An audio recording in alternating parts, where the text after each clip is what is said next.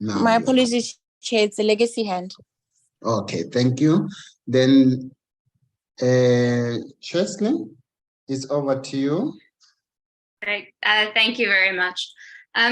Just to clarify, when I do say political, I mean that there are too many members from the executive and the legislature represented on the JSC Commission, not saying politics in general, just members from the different branches of government, as opposed to people generally or any other political members. With regards to the question of removing the presidential power, and that's not what we're suggesting in any way. He or she would still be the appointing body right at the end. We're not suggesting any changes to that. All we're suggesting is the appointees that he makes the appointees that he makes to the Judicial Service Commission, that we reduce that number from 4 to 2. He's still will still be appointing judges after the recommendation of the JSC. The processes will still be the same with the JSC. We're just talking about a lower number of commissioners that sit on the JSC. The model laws that I was referring to, I'm not referring to foreign jurisdictions I didn't say look at the UK and look how they appoint, or another African country and look how they appoint. What I've done is we have looked at international organizations and bodies that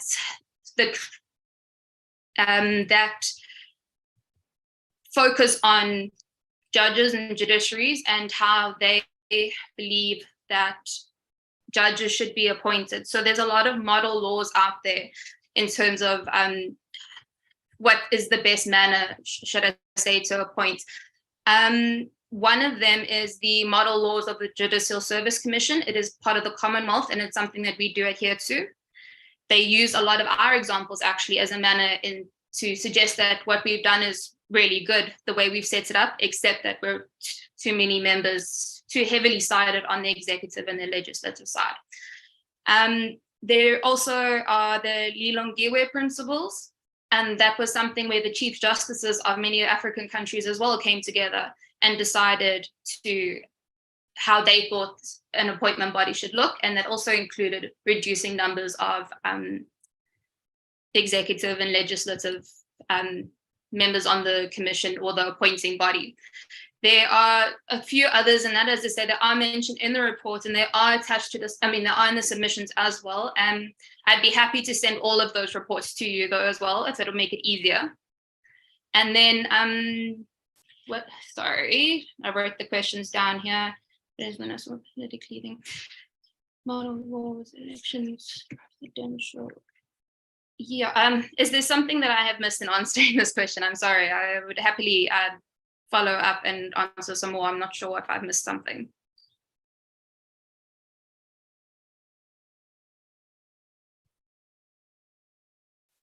Oh, I was saying, thank you so much, Chesley. Members, are you all answered? Do you want to make follow-ups? Chair, I'm not sure if I can come in, Chair. I'm not Please. sure if I'm answered, because I thought that those bodies, maybe my little knowledge, since we are new in these things, especially in that one in the Parliamentary, the issue of composition, is it not informed by the representation that we have in Parliament as to the numbers that we must have within that body? Okay. Because that's my question. Okay, thank you. I did miss that question. Sorry, I do remember you asking it now though. The numbers that are represented on the body are laid out in the Constitution. So as it stands now, there are 6 representatives from the National Assembly, 4 representatives from the National Council of Provinces. Those are the numbers that we are suggesting to change. Those don't change. The which representative comes from which political party is something that is decided in the National Assembly. We just suggest to change it from 6 to 3 and the other one from 4 to 2. There would still be Parliament and the National Council of Provinces or the National Assembly. They would still be the deciding body on which members would be the ones that go through. Okay. Can I come in also, Chair, more clearer? Yeah, no problem. Because, yes, I'm saying because those numbers that she's referring to, when we use the criteria that is used to deploy those people there, it is taken from the numbers of the political parties that are in Parliament, if I may say, Chair. And those numbers represent the number that the Parliament has decided on in terms of the numbers of the political parties that are there. I'm not sure, even if there are 6, maybe they take the ones that on top, the top ones, the 6 top ones, and then they will take from those numbers and then send them to that committee. So that's where I'm not sure exactly. Maybe if she can answer that, it's okay. Maybe later we'll also deliberate on it and get more clarity so that we can be able to take a very progressive and informed decision on that one. Thank you, Chair. Thank you very much. Chesley, what informs your new suggestions in terms of these ratios?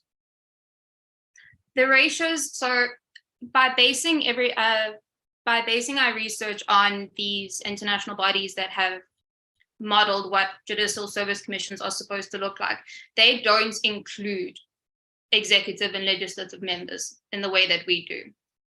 So what I have done, or what the Helen Suzman Foundation has done, as we have tried to, we still feel that there should be representation on. So we have just halved the matter. We didn't particularly go and remove them. We didn't make the full suggestion of removing members from the executive or members from the legislative, because we believe in South Africa, it's important that everyone is represented in that body. Whether the numbers went from, by making those numbers from 6 to 3, as 6 is what is required in the Constitution, and 4 is what is required for the National Council of Provinces in the Constitution. By requiring that constitutional amendment to make it 3 and then to make the other one 2, it balances out the body to have half the body more legal and the other half would be members from the legislature and the executive.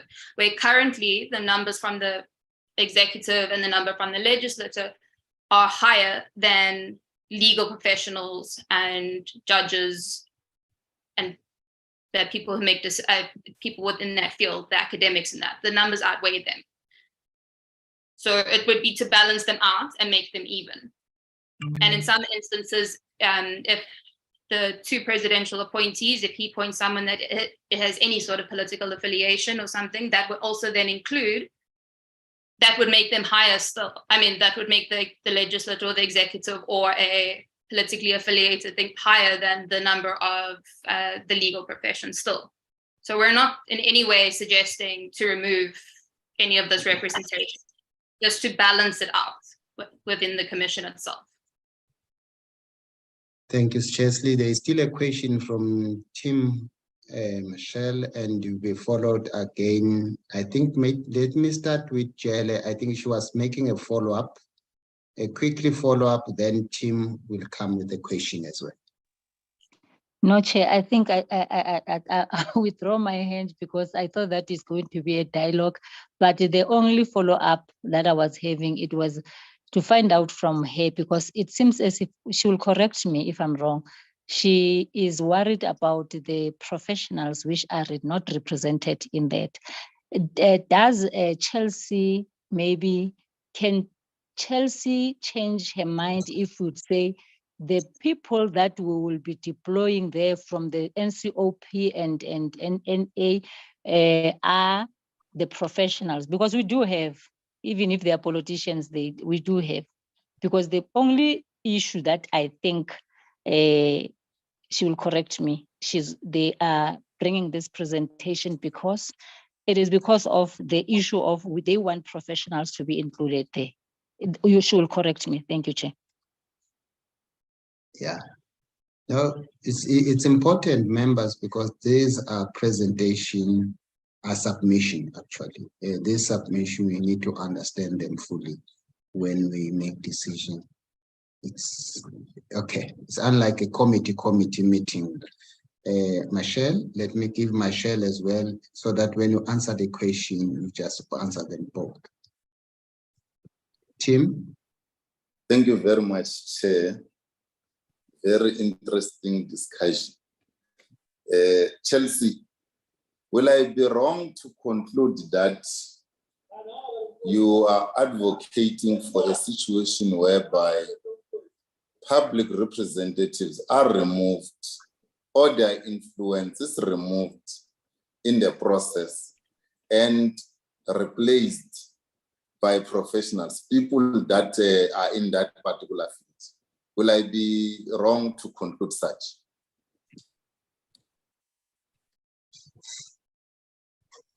Chelsea? You can answer them in either way. No problem. Whilst drafting the report that we sent through, we sent letters to all the representative bodies on the commission. One of them to the National Assembly, one to the National Council of Provinces. And in that letter, we requested, how do you choose and how do you appoint the commissioners? And the response was that are there any qualifications or requirements that needed to, that someone has to meet? And there isn't. So the National Assembly, their representatives aren't appointed on the basis of that they have any sort of legal understanding or background or that.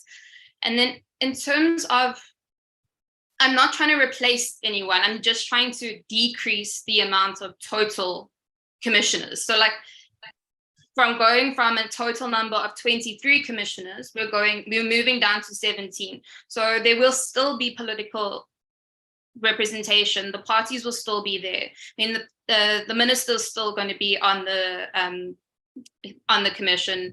There will still be 3 National Assembly members on the commission. There will still be 2 National Council of Province members on the commission. That's not, it's just decreasing the number of that are appointed from each body, where if you look at the other bodies, the Society for Advocates, and that they get 2, the academics get 1. It's just evening everything out a little bit so that it's an even playing field amongst everyone. Okay, for JLS, question follow-ups?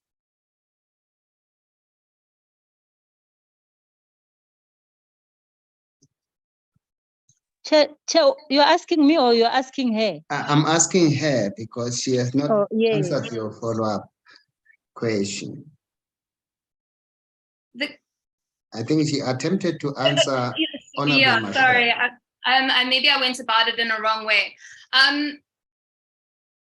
It would be better if when I was answering about the letters that we wrote to get information about, that was me answering just to say that at this current point in time, there is nothing that requires any sort of, you can come from any background of the ministry, like you don't have to come from the Department of Justice or something like that is what I'm saying.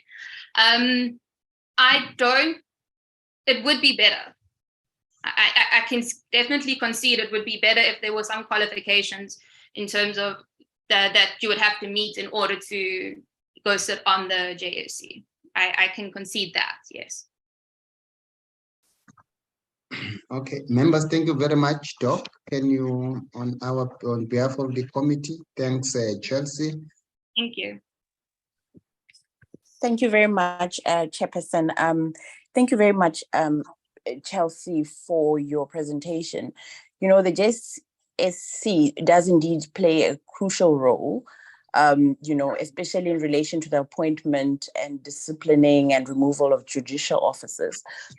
So, we take, you know, some of the concerns that the foundation has raised around aspects of the JSC, especially around its composition. And we also take note of the proposals that, you know, you advance in your presentation, you know, around changing the composition and perhaps having an accountability mechanism for members of the commission. we will deliberate on your submissions as a committee, and then we will communicate what the outcome of our deliberations were. But thank you very much, and we appreciate that organizations such as the Helen Suzman Foundation take such a keen interest in how some of the country's critical structures operate, and want to give inputs on how we can have them function in a more efficient and beneficial way. Thank you so much, Chairperson.